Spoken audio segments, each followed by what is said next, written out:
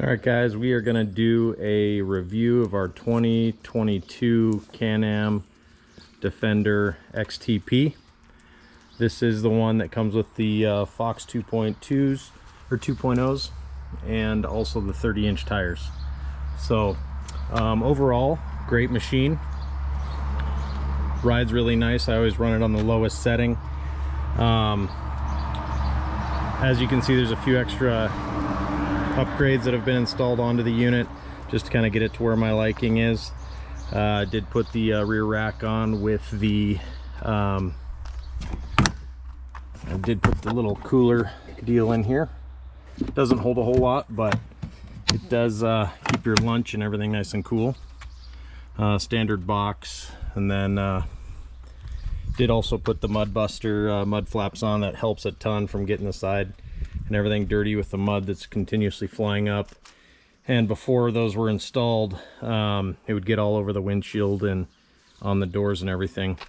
Doors are a great addition. They do keep a little bit of heat in here, so here in Montana it's nice to have that extra heat.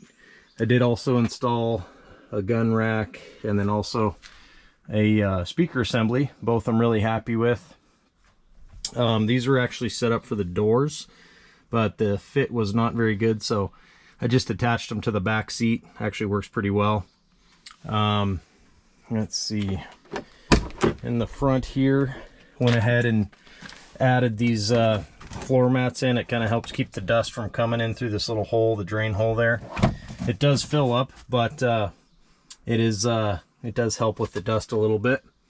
One thing, if you do go with a poly front windshield, you'll definitely want to have a squeegee on board just for additional slop that gets up there. You can spray some water on there, window cleaner, and squeegee it off nicely. I've been having issues with my batteries drained, so I get these battery booster packs. I got those from Costco. And I do need to jump the battery periodically. I did install the side bags here. Those are pretty nice to have. Fit isn't perfect, but works good enough for me. I did install the overhead storage compartment. Works pretty well. A lot of space in there, but overall it's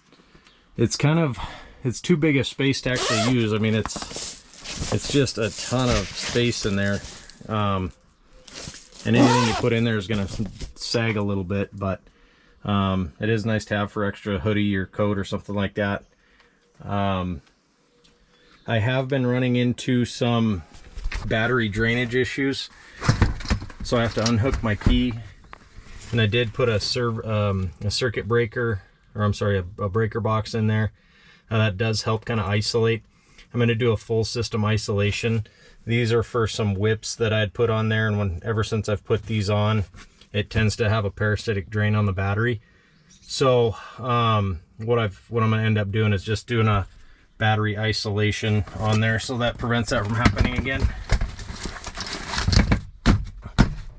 Overall, been a really good machine. Really like it. Good for the family, wife and 2 kids, and works pretty well.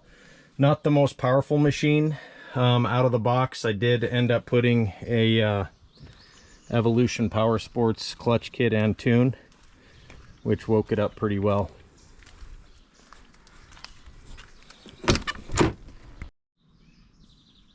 So I did put the Evolution Power Sports encode shooter in. That did significantly help with low-end torque and also overall power and acceleration. Took some of the dogginess out of the overall drive.